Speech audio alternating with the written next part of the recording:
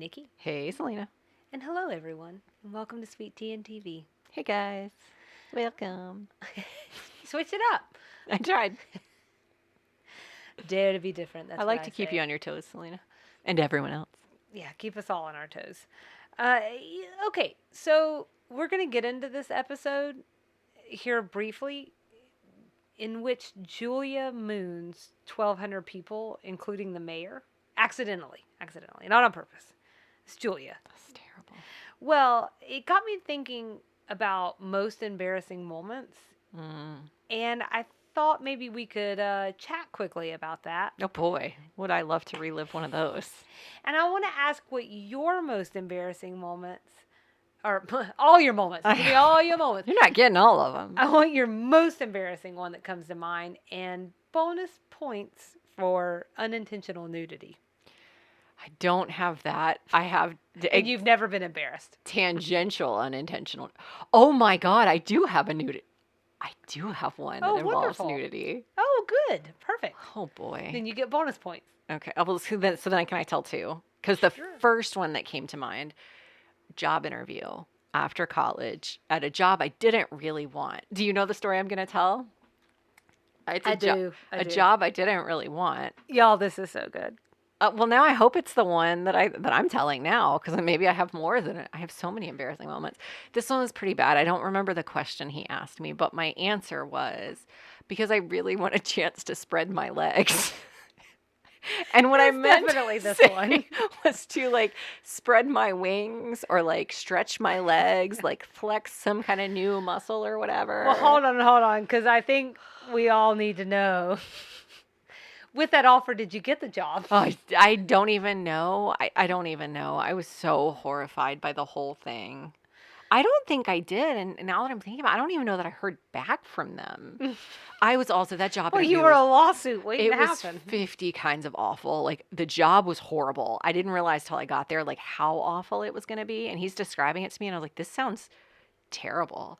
I also was one of the worst sunburns of my life in a business suit.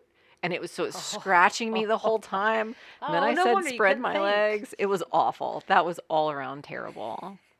The second one was I was at Whitewater and I was standing under a waterfall and it pulled my top down.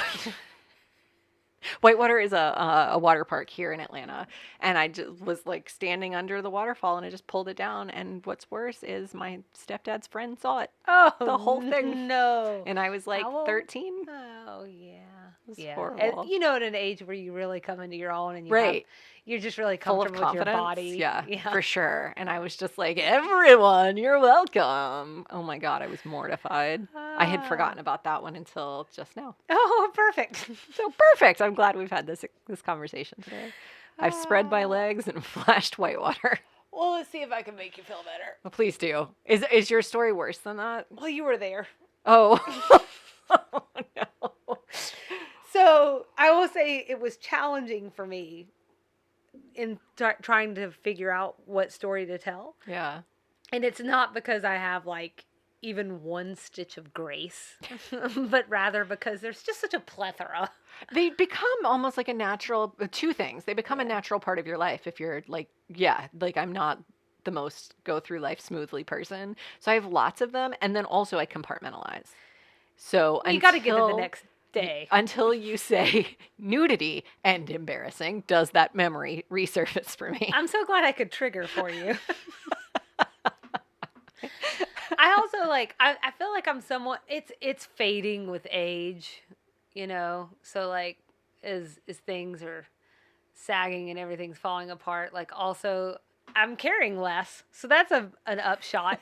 That's the most important part. You just care less. Yeah, but most of my life, I feel like I've been like an easily embarrassed person. Yeah, me too. Yeah, so I think that's the other thing that makes the bar might be low, but the list is long. Right. Okay. Yeah. So, but yeah, you were there. And before I even say it, do you know what I might be talking about? I don't know what you're talking about. Okay. So we were on a work trip in DC.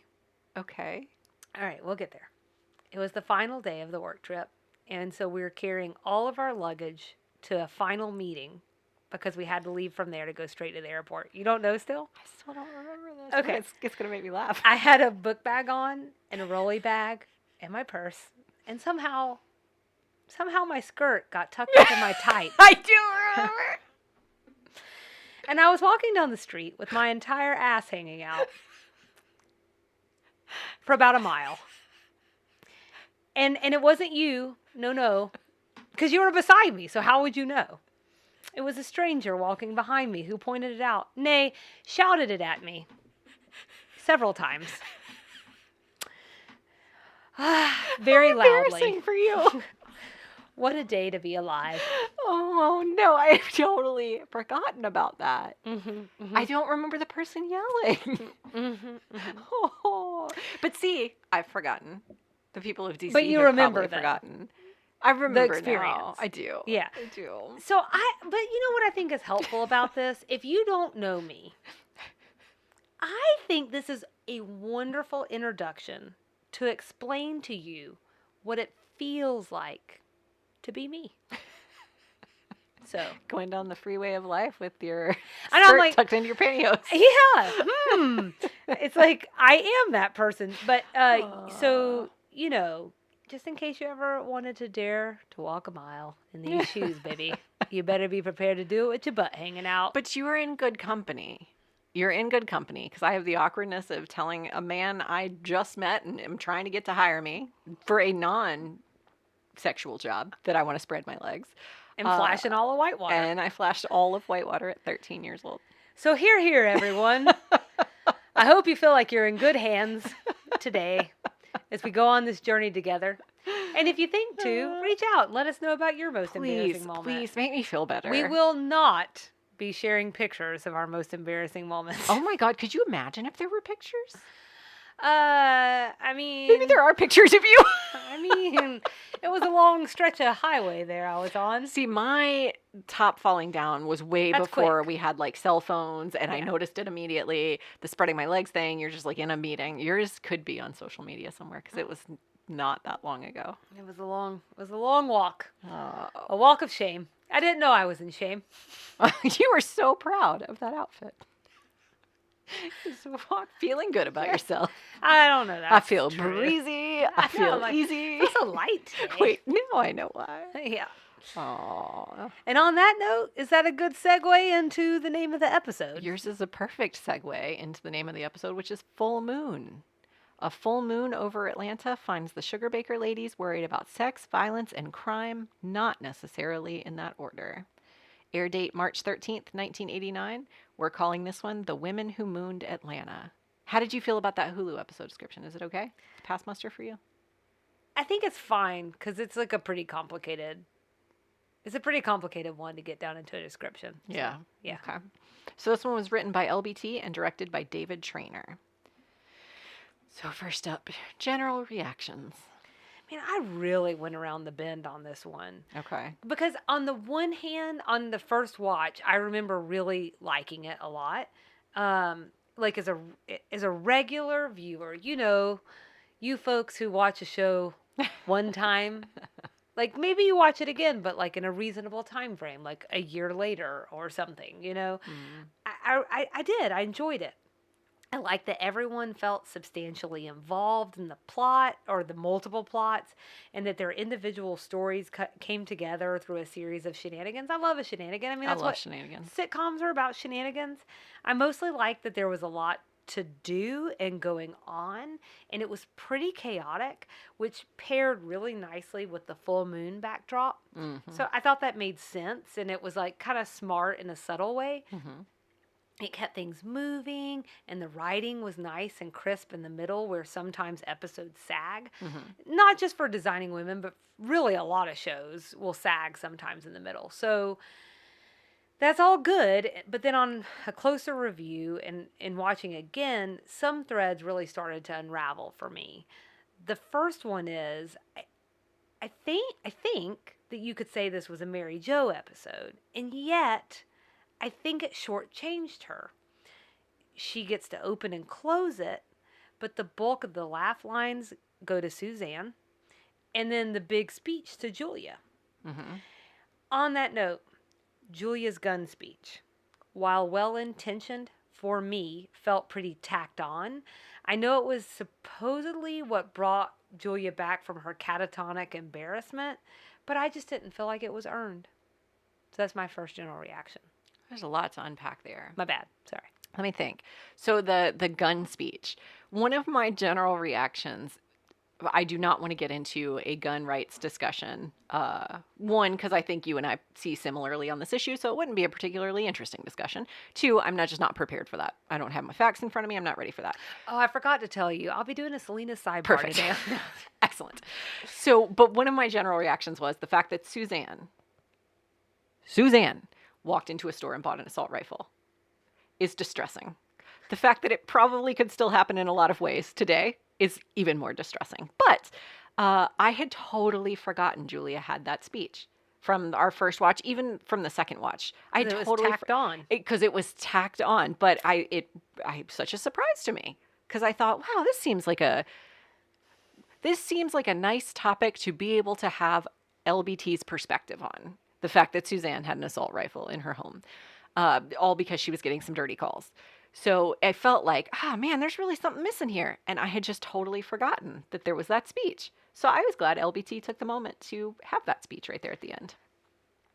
If I had to take a guess, I don't know what's in LBT's head, obviously. I bet you she's pretty passionate about the issue. And I think she introduced it in an episode of Chaos to try and layer some things together so it wasn't too heavy. Yeah. I liked it. And I think she layered on a lot of different things in order to fit that in there, but like in a way that is more palatable to a wider group of people. It's smart. I if think that was so. her strategy, that's smart. Yeah, if it wasn't her strategy, you're smart. Well, I'm like, well, there's a lot to unpack there. But yeah, I mean, so I think if that's what she was after, then I do agree that it was a good way to go about it. If you're trying to share an opinion in a way where you're not alienating half of the audience. On the other hand, if you don't remember that it took place, something got lost in translation. Right. Could have been that I fell asleep watching it the first time. You loved it. The other thing I wanted to unpack from what you said was shortchanging Mary Jo. My first general reaction to this episode was the entire episode, my heart ached for Mary Jo. And this may be a parent perspective. Yeah. I appreciated that she felt like she had had all the right conversations with her child. She felt like she was sending her child out into the world prepared for this big thing. It's a big development, dating, love, sex, all those things. I appreciated that she felt like she had her kid prepared, but also wasn't ready for it and trusted her daughter. Yeah. But also didn't trust her daughter. Sure. And so I felt like that was kind of I appreciated that thread throughout the episode because the whole episode, my mind is thinking about Mary Jo and thinking about all these things she's going through while all these other things are going on around her. So that was my first general reaction. Yeah, I think all that felt very realistic. Yeah. And I think it felt very progressive, actually, because I think she tried to be really forthright. But I think at the end of the day, more so than getting into any kind of religious aspects or anything like that, take that all off the table. I think sex is complicated and it's messy, and I'm going to put on my imagination cap. And I imagine as a parent, the last thing you ever want for your kid to go through is messiness, complication, or the hurt that is sometimes on the other end of sex.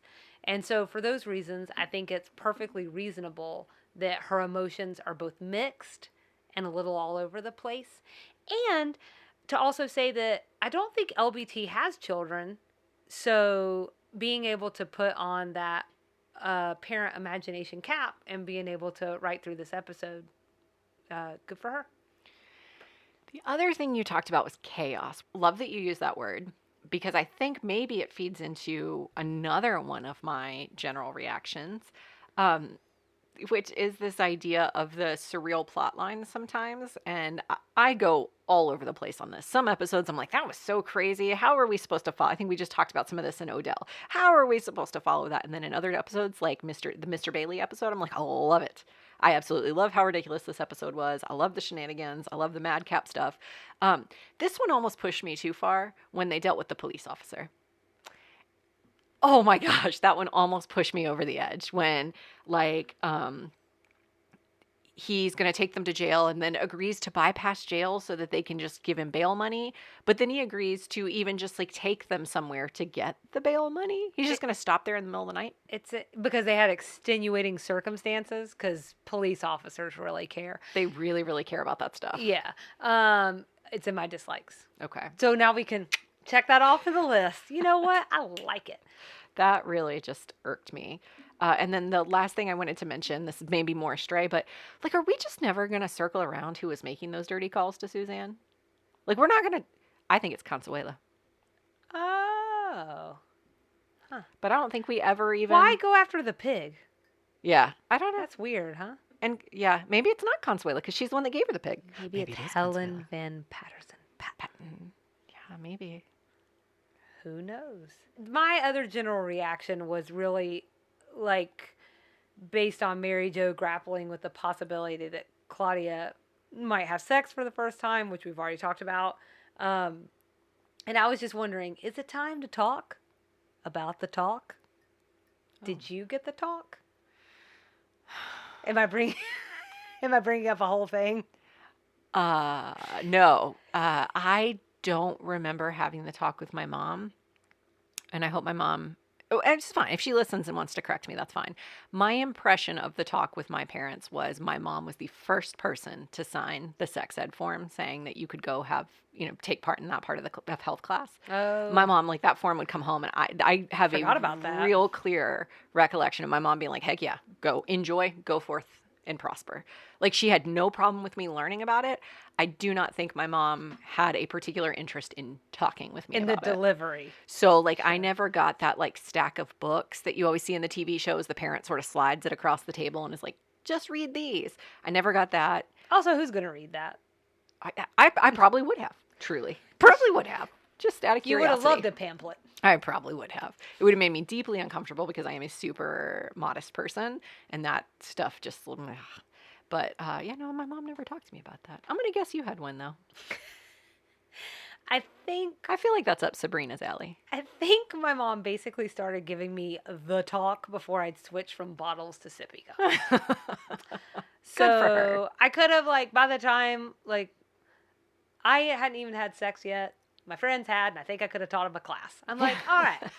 Well, see, the thing is, I've got, like, my posters out, a nice PowerPoint presentation. I'm just kidding, guys. I'm way older than a PowerPoint presentation. But my mom's just always been super open like that. But I think actually the reason Mary Jo's reaction resonates with me is because the second my mom ever thought that my life was headed in that direction when I was still in high school, by the way, it was not. Like, she flipped out a little bit. Yeah. So. I remember my mom taking me to the gynecologist's office specifically to get birth control before I went to college. I think that was probably the closest to a sex talk my mom and I ever had. She said, we're going to get this done because you need to have access to this when you get to college. I want to make sure that if you ever decide whatever, that you have this. That's probably the closest we ever get. And that's pretty much the extent of the conversation. But, like, here's this thing and I want you to have it. I think it's interesting, and I wonder if maybe you feel this way. My mom was similar in, like, we didn't have an in-depth conversation about it, but, like, the idea of me getting pregnant as a teenager or a young 20-something before I finished college and moved on, that was probably the worst thing my mom could imagine. And my mom was a really young mom, and intentionally a young mom. She was a married woman who wanted kids and wanted them young, but I always got the sense that my mom was like, you need to be established and you need to, like, not that she would have done things differently, but I wonder if that played into it a little bit, was like, make sure you've got the life you want before you go down that path. And I just think that's interesting. Yeah. Here's your birth control. Use it, please, God. Finish college. Yeah. I think, I mean, I think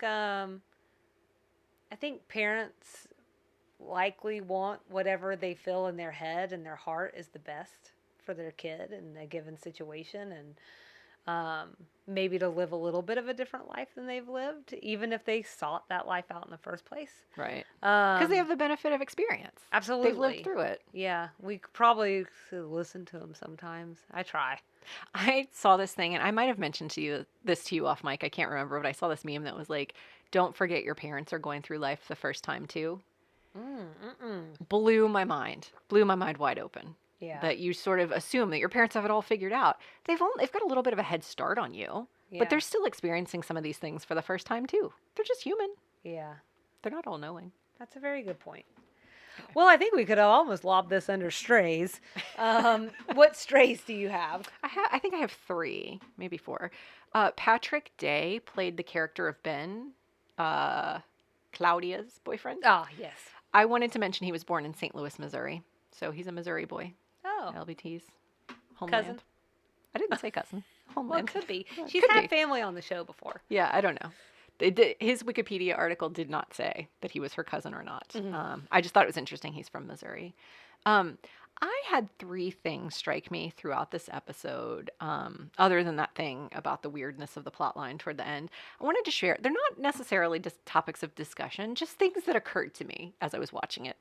Again, the reason I'm tired because my brain works overtime thinking about random things that don't matter. Okay. 1. What happens for rich people when their maids go on vacation?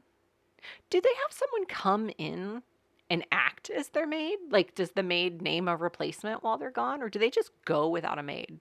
Or do their maids not take vacation?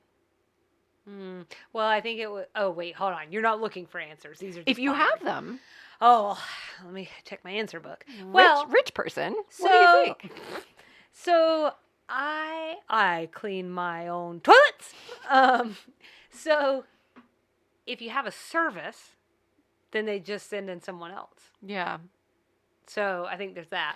The other thing is I like that in your world, all of the people who are maids definitely go on vacation. Right. That's why I say, do they even go on vacation? I Right. don't know. Yeah. I mean, and like, I think it just sort of depends on how well they're paid. Your maids should be going on vacation. We probably don't call them maids anymore either. But housekeeper? I don't know. Sounds right. I think the people who are not sending them on vacation probably call them maids. The people who send them on vacation maybe call them housekeepers. Yeah. I don't know. It's complex. It occurred to me. Thing 2. Julia hates the word mooned, but she doesn't hate the word panty line. You know I hate that word, Suzanne. But then she says panty line. Doesn't bother her. Panty? That word bothers the hell out of me. This is why I'm bringing it up. Thing 3. To Kill a Mockingbird as the movie you watch on girls' night. That doesn't resonate with you. Can you imagine? No. What a weird choice. It's Charlene's favorite movie. Yeah. Like, I have a lot of favorite movies. I don't know that I would recommend them all for movie night with the girls. Yeah, that's a good point. Especially one like that. You have to focus on To Kill a Mockingbird. And it was probably like a really old black and white version too. And for some reason, I feel like black and white takes a lot more focus. Yeah. I don't know. It was just a weird choice.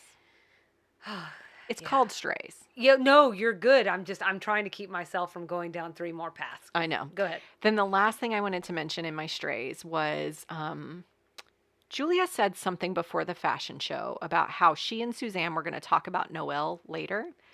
She said it's run its course. Then the police officer said something about awaiting a custody decision on Noelle. Then designingwomenonline.com said this is the last time Noelle will appear. So if it's true, LBT really doubled down on coming up with reasons for her to disappear and hoped people would remember that. Oh. Well, Noelle comes up for me later on. I think when we were talking about who wins and loses the episode. So I don't know if this will... Well, don't go falling in love with her. Don't go breaking my heart. I just broke your heart. I think so. I only have one stray. And that was that we get a Monette mention. Oh, mm-hmm. And that's a nice little callback to season 1. I love the callbacks. This is Charlene's high school friend who became a madam.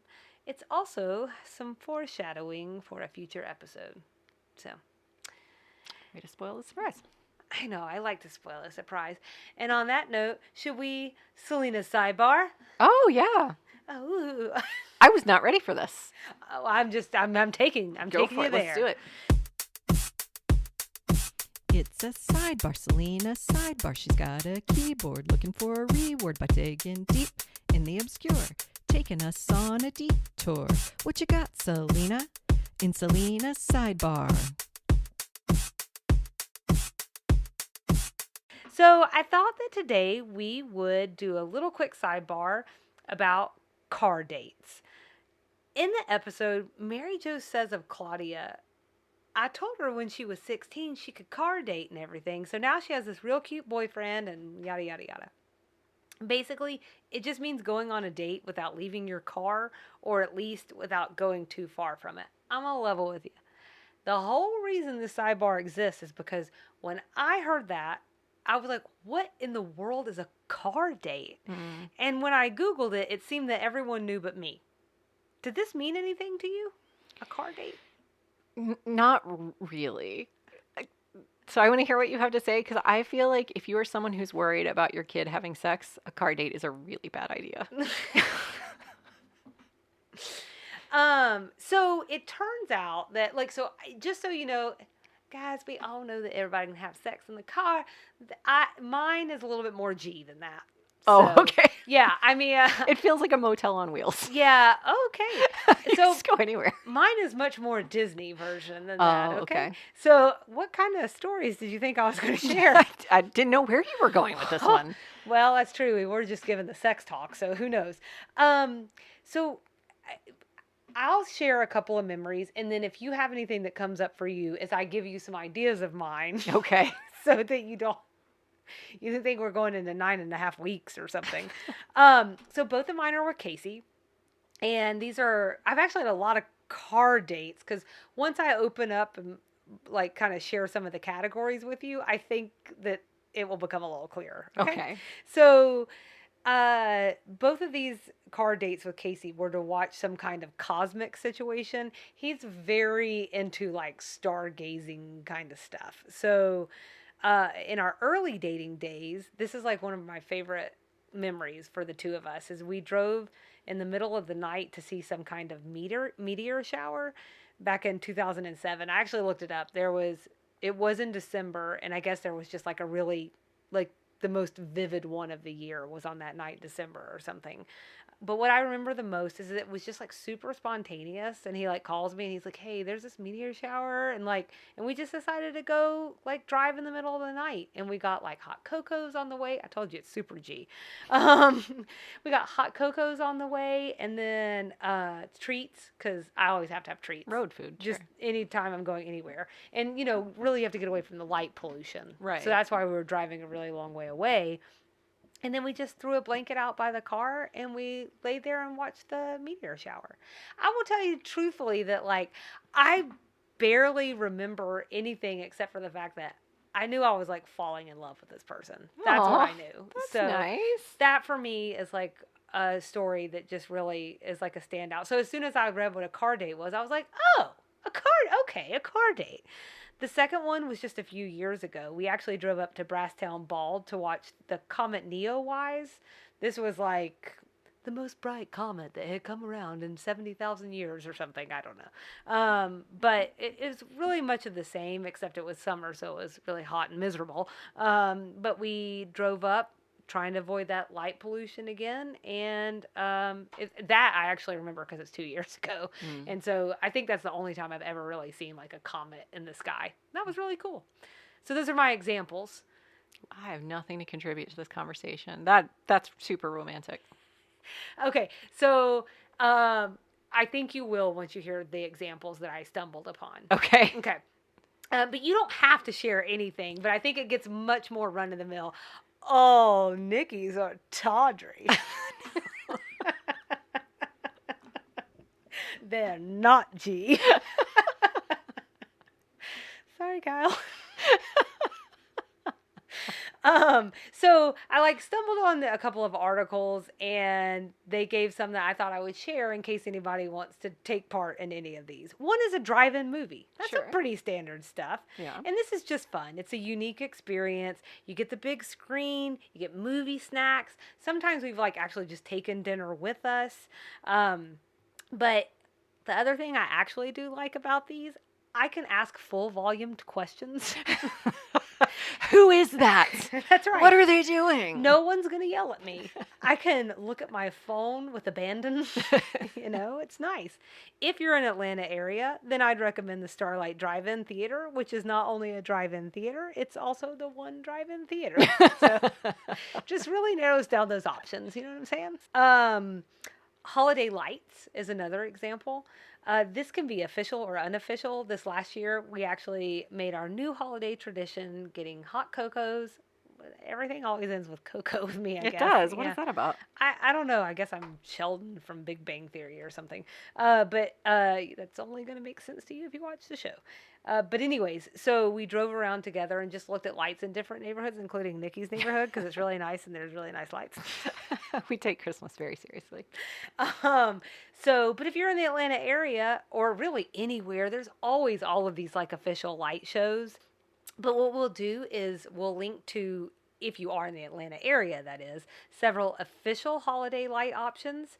So if you're here or you're visiting, you can swing through. It'll be here in a few months.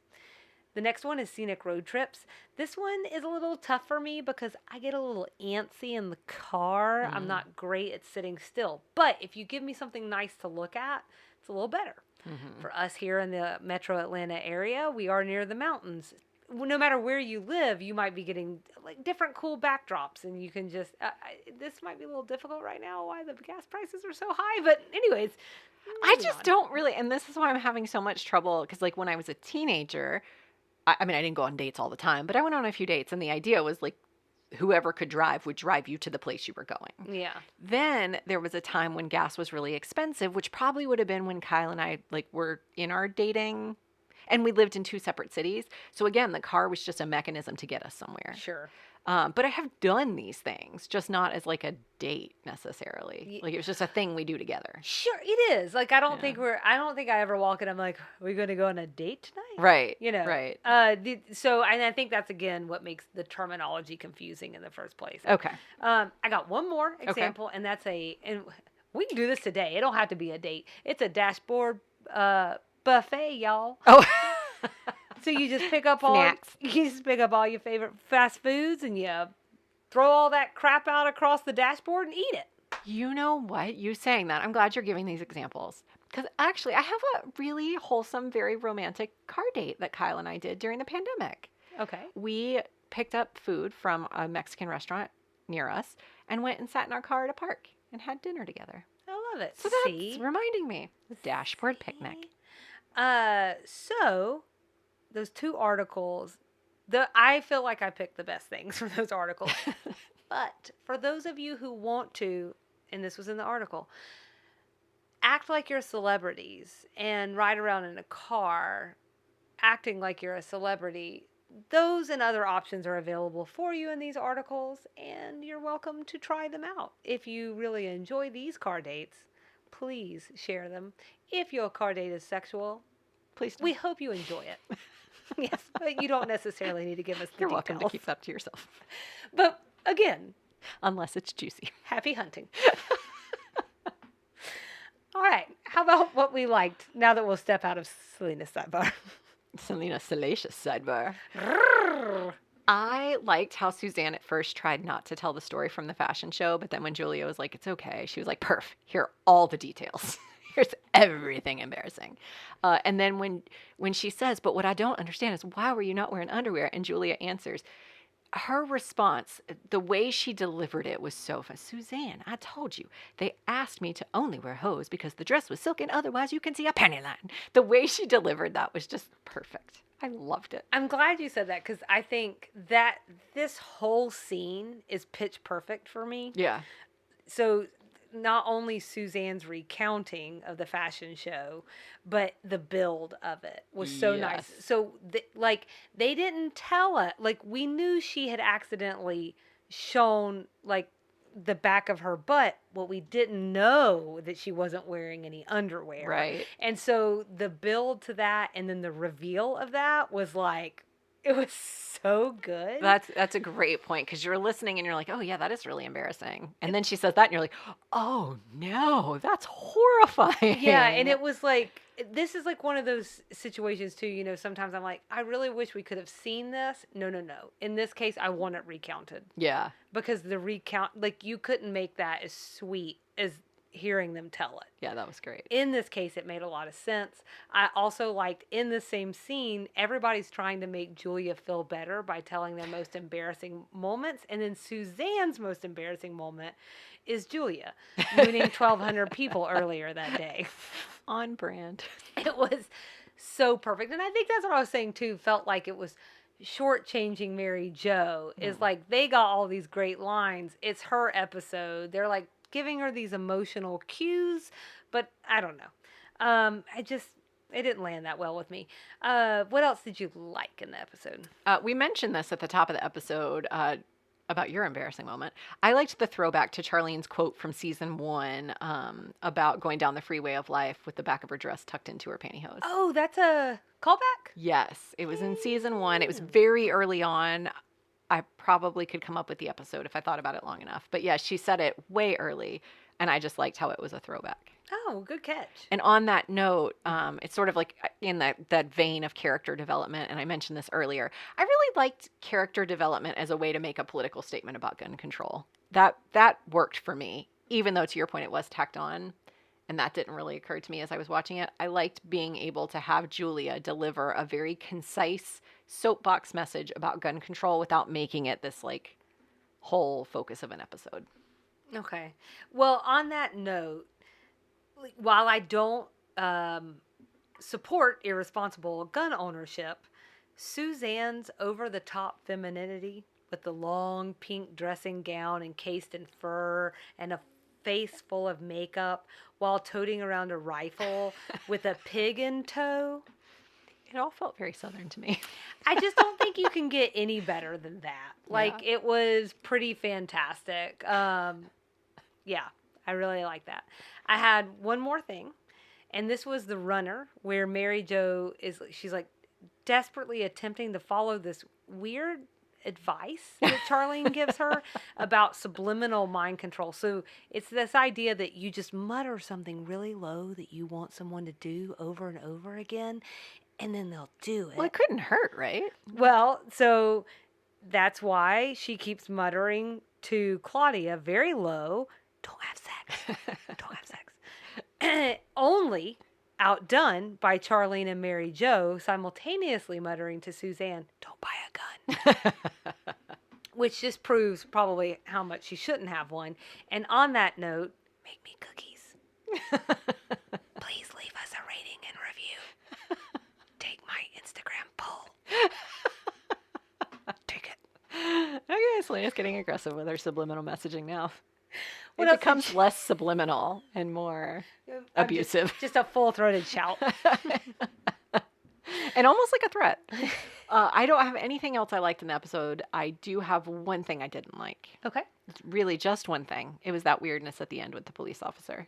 It was just so strange. Like a real effort. Same dislike. Well, there you go. Well, let's rate this sucker then. Are you ready? I'm ready. Well, I usually let you go first. So I'm going to let you go first again. I'm so sorry. So polite. 4.75 out of 5. Bad Moons Rising. Is that your same? Same thing? Same Oh, thing. that's great.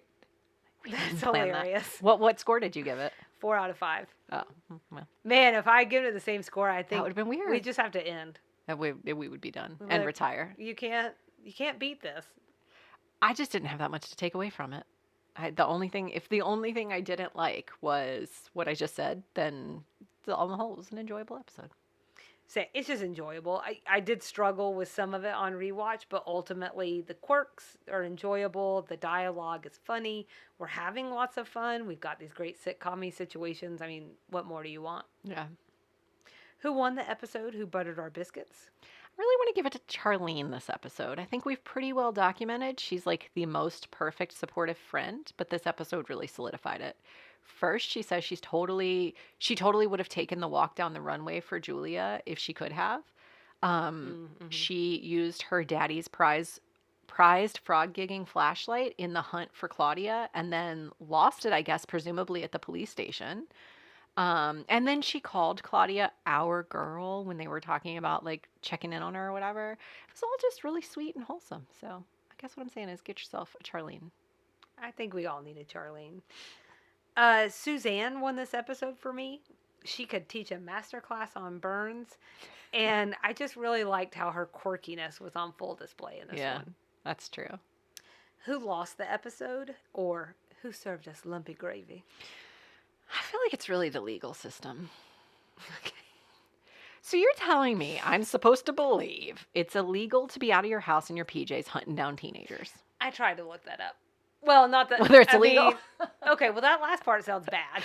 You're telling me I can't go hunt people under the age of 18, and I just don't get it. I don't understand. But the PJs, yeah. I looked up the PJs just to see if there was like some kind of codes on the book. I gave up. I'm sorry. It was just it wasn't an easy lookup. I'm sure there probably not pajamas specifically, but I'm sure like there was some, if you can't have a whale in your bathtub in New York City in the spring or whatever it is, I'm sure there's some pajama law somewhere.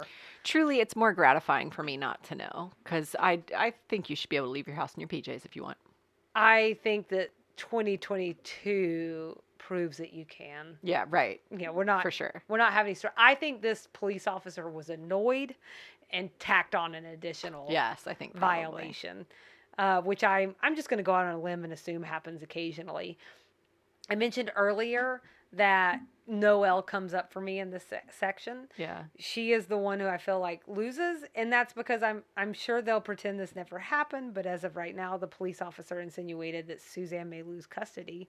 But this kind of harkens back to your story, so we don't know what's going on. But if you take that part out of it, my thought process was if she loses custody, then Noelle goes from a pretty sweet situation to maybe a farm, maybe worse. Should I maybe then say that maybe, again, the legal system becomes the person who served us lumpy gravy? Okay, all right, that's a good, fair argument. I'm just saying. Because it's not like Noelle lost. Like, Right. I just think she's losing. She didn't lose me anything. Right. She won me everything. Yeah. That's what you need to know. Understand. 80s things? I have 3, and I don't have anything substantial to say about any of them. Perfect. Amtrak, and maybe just like the idea of taking your honeymoon on Amtrak, which was Mary Jo's story. Oh, right. The pressed up against the glass story. Yes. Yeah, that's no good. Michael J. Fox, though really he's kind of timeless. There was a Michael J. Fox reference. I think when they were talking about Ben, the boyfriend. And then Woolworth's, the department store. Mm-hmm. It's not really a thing we talk about anymore. Hardly. I don't think there was a... I don't know. Was Woolworth's even in the South? I don't know. Remember It's a good question. them. No. You got my 80s things taken care of, so let's move on into Southern things. Frog gigging. So I looked this up because I was going to give like a brief description of it. It's pretty awful. You've talked about it before. I have. Yeah. It's pretty awful. You use that flashlight that Charlene had to temporarily blind the frog, and then you stab them. So you're gonna tell us again. Well, I ended up on a PETA website, and it's like really aggressive. It's just something I don't think about very often. Like I'm not going to get up on a soapbox about it. Frog gigging a lot because I don't. How strange. Now, what I will tell you though is, if I've talked about this before, forgive me, but my uncle used to do it, and I stayed at his house one time, and he had gone out the night before and done it. And when I woke up the next morning, I went to go get my cereal, and there were frog legs hanging over a bowl because he had them like curing or whatever you do with frogs after you gig them. Yes, we have definitely had this conversation. That story has stuck with me. I think I had said something about eating frog legs, and this is the reason you couldn't do it. You had to explain to me what gigging was, so... Oh, okay. Well, there you go. It's a whole... It sounds terrible. I just don't think about it that much. Yeah. But PETA does, so... Yeah. Bad Moon Rising, being in the credits. That's the song they played in the credits. It's a fantastic song. It's sung by Creedence Clearwater Revival. And the reason I'm putting this in Southern Things is because I do feel like we owe it to people that the band was formed and based in California. They are not Southern, even though they are oftentimes lumped in with Southern because they talk about bayous and backwaters and some such. They're not actually Southern.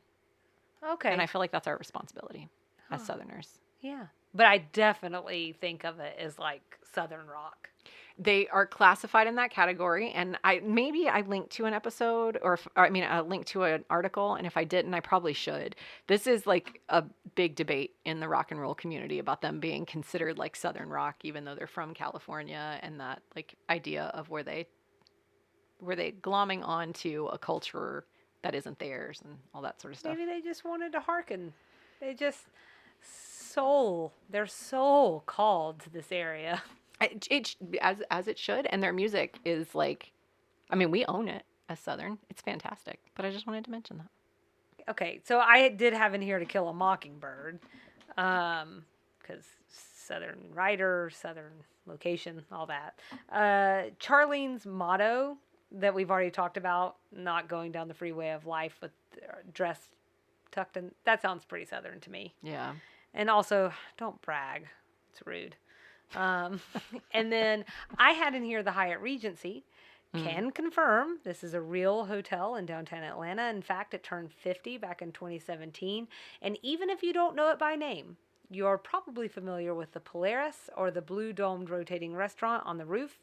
I would consider it an Atlanta skyline landmark. It shut down for a while, but as far as I know, I think it's back up and running Is again. that different than the sundial? Yes. Okay. Sundial's on top of the Westin. Okay. The Polaris room looks more like, it kind of gives me like these vibes of like a UFO almost. Okay.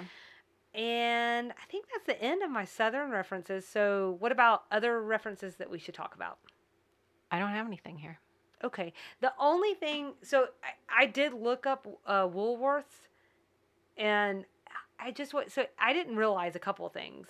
I think it's just one of those things I only know by name, but I knew literally nothing about it. It's a retail company and predecessor of the Five and Dime store. But really the thing that interested me the most is after it went out of business, it's like actually Foot Locker now, which kind of blew my mind. Like through all of these This different sounds familiar. things that they did, and then like they were biggest into athletics, and then it just kind of formed over into Foot Locker or something, and that blew Business my is mind. weird. It is, because like how does that start and then go over here? Anyways, it was a whole thing for me, but it doesn't have to be a whole thing for y'all. I know that we're not getting into the gun debate, but in terms of thinking like why at this time was LBT interested in making this impassioned speech from Julia wrapped in this episode that's got us doing all of these things. And so I started looking into like what was going on in 88 and 89.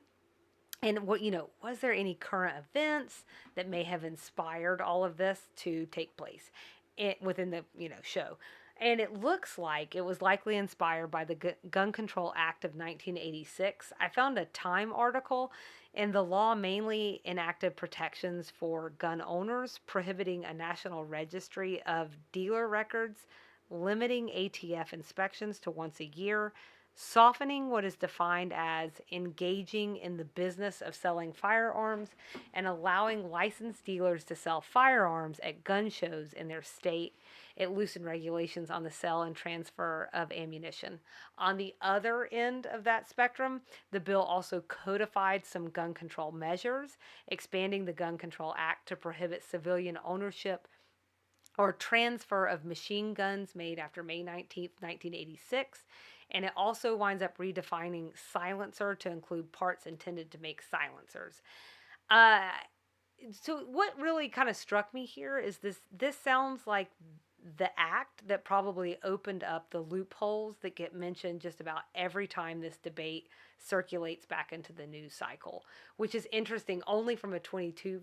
Well, it's interesting for a lot of reasons, but for me, this thing that you hear about in 2022 and all these years is hearkening back to this time period. And I didn't realize that because I don't know the history of the laws. Right. I also wanted to say that there was a really tragic shooting that year, and I imagine this was all over the news at the time and very much on LBT's mind. So I think those two things come together and make her write this episode. So I'm not trying to take it down. Again, I'm just trying to explore that the world in 1989 that we're just not really that privy to anymore. And it felt almost weird to not mention it once I had looked it up.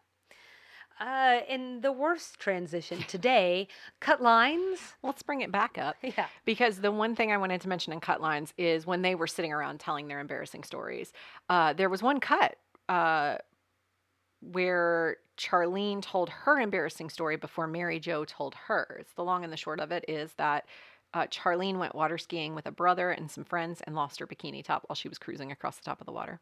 Oh, So we missed that. that's a loss. That is a loss. Yeah. A loss of a top for her, loss of a story for us. So next episode, episode 16, Miss Meal Ticket. We'd love everyone to follow along with us and engage. We're on Instagram and Facebook at Sweet Tea and TV. Email sweetteatvpod@gmail.com, and our website is sweetteatv.com.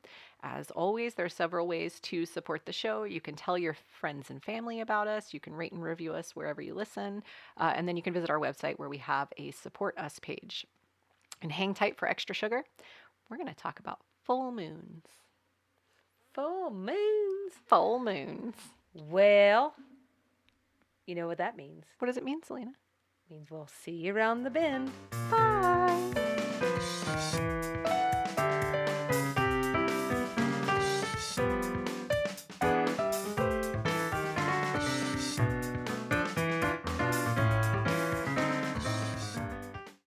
Welcome to this week's edition of Extra Sugar. The wild and crazy night we just spent with the ladies under the light of a full moon inspired this week's segment, which we're calling Lunar Lunacy, the myths, the truths, and what to do about it. For this segment, we're going to cover the myth behind the full moon and touch on some tips for managing your life during the full moon so you don't wind up mooning a whole ballroom full of fashion show goers. That'll be handy. So I really doubt the concept of a full moon is totally foreign to people. I think most people have heard someone say, must be a full moon when something like annoying or crazy or weird happens. But it got me thinking, like, why? Where does that come from? As is our vibe around here at Sweet Tea and TV, I did a bit of a deep dive. And I have some fun facts. It's fun, it's all relative. Fun facts to share. So as not to bury the lead, of all the things I read, science does not seem to support the idea of a special mode of crazy being aligned with a full moon. Let's just get that out of the way. Okay. It's not supported by science. But I want to go over a couple of theories that have been posited and then debunked about a full moon's influence on human behavior. Okay. So the first one is, just as the moon affects the ocean's tides, so too does it affect human behavior. This was probably the most prominent theory in all of my research, that like, well, of course, the full moon is going to have something to do with behavior because it affects the ocean's tides. That must have some influence on humans. There's your body's 70% water. There is even something about that's what I was just about to say. So if you're not sure how tides work, I'm going to give a real unscientific explanation. So imagine you're at the beach. Your side of the earth is closest to the moon. So you're on this side. Here's the moon. The moon's gravitational pull draws the water more toward the moon than to the center of the earth. That's called tidal force. Tidal, not tidal. It basically stretches the earth, creating a high tide. What I didn't realize is that it's high tide on the other half of the earth too, because the center of the earth experiences a squeeze because of that like force, physics and whatnot. The center of the earth squeezes, causing the other side of the earth to bulge as well, and a high tide happens there too. I'm sorry, I just used the word bulge. Interestingly, I'm not. Interestingly, when the sun, the moon, and the earth align, which is what happens during a full moon, the effect of tides are at their greatest because both forces are now pulling on the earth. So much Mind science. blown. So much science. So back to the question at hand, does the moon affect human behavior because it affects the tides? I found several sources, including the Washington Post, that cited a quote by late astronomer George Abell, who basically said, no. He says a mosquito sitting on your arm exerts a more powerful gravitational pull on us than the moon. He also noted that the gravitational effect of the moon is as potent during the new moon, that's when the moon is invisible to us on Earth, as it is during a full moon. As far as I can tell, he didn't comment on that co-effect we experience of the sun and the moon during a full moon. He just sort of said, no, just the moon in general doesn't have that strong of a gravitational pull on you. Well, you can't now. That's correct. So the general consensus remains that gravity is not the answer for the full moon crazy. Another pressing argument is statistical. There are a lot of cases being made that crime goes up during a full moon, emergency departments go up, This is emergency what I was department thinking visits, about. medical mishaps like surgical mistakes. According to the Washington Post and the Farmer's Almanac, one-off studies have successfully suggested a correlation, but there's never been an established, repeated correlation in published science.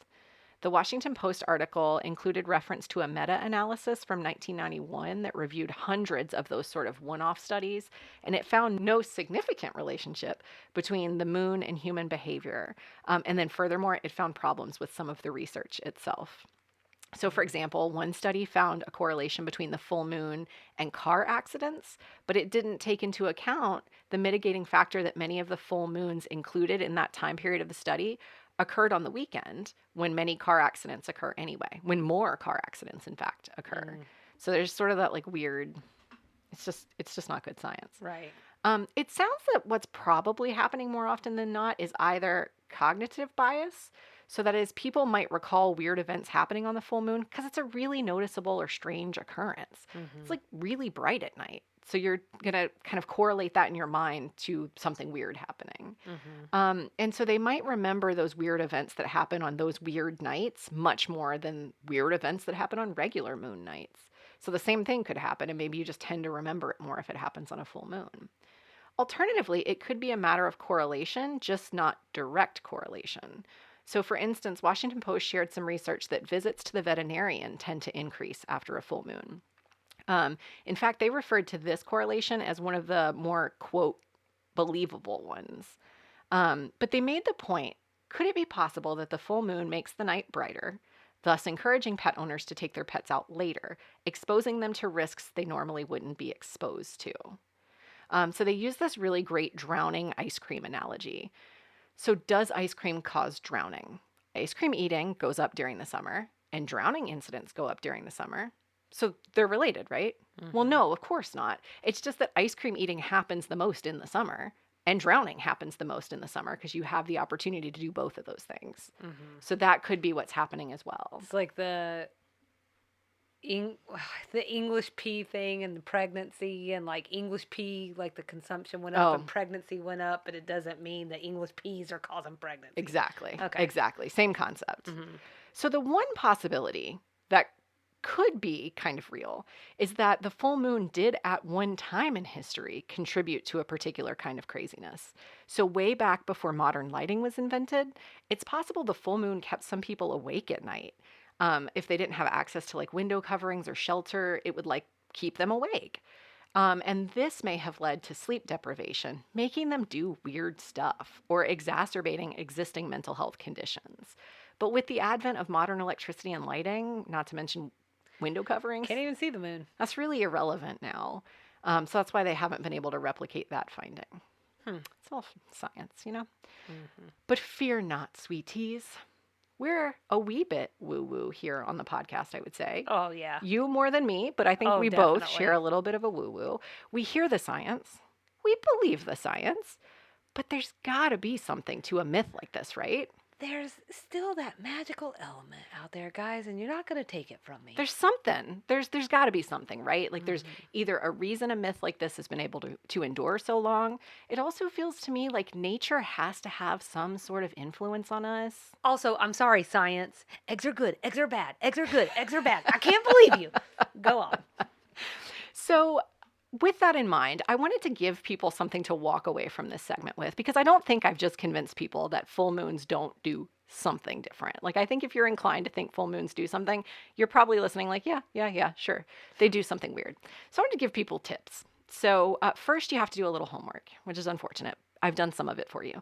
You have to know when the full moon is. So if all has gone according to plan, our listeners should be hearing this segment around September 26th, 2022, according to my crystal ball, aka the Farmer's Almanac. That means we just passed a full moon around the 10th. Our next one's going to fall around October 9th. So be on the lookout, October 9th. So a few tips that you can prepare yourself for. 1, be aware that I may have just subconsciously planted a self-fulfilling prophecy in your mind. So you could go through your day October 9th thinking, what a weird day it is. Then go to get ready for bed that night and realize, oh my gosh, Nikki said it's a full moon. So I planted that seed that it was going to be a weird day. You made it weird. That's on you, not me. But it is still possible the full moon could affect your sleep. We said it's probably not likely, but it's possible. So maybe take a little extra care of yourself around that time. Maybe experiment with a face mask. Put up some light blocking curtains. Sleep deprivation really is bad. So there's a lot of science to back that up. So make sure you're sleeping really good around the full moon. Do whatever you need to do. And then also you could just not think of it as a bad thing. So I found a very well article that said, quote, mindfully syncing with the moon's phases can be a powerful spiritual and self-care tool as well. Every 29.5 days, the moon completes a full cycle, and each phase of that cycle corresponds with particular actions that vary among cultures. According to a Today.com article that validated this, that practice is called moon mapping. For example, full moons are a time for self-reflection. New moons are an opportunity to set intentions. So today's article even says, give yourself rest around the full moon. Be kind to yourself. Mm-hmm. So what better excuse for a bubbly bath and an early bedtime? Oh, that does sound nice. So take care of yourself in a couple weeks, friends. Science says it ain't true that the moon encourages lunacy, a word which is derived from the Latin word for moon, luna, but lots of folks would disagree. So maybe watch out for yourself anyway. This has been this week's Extra Sugar.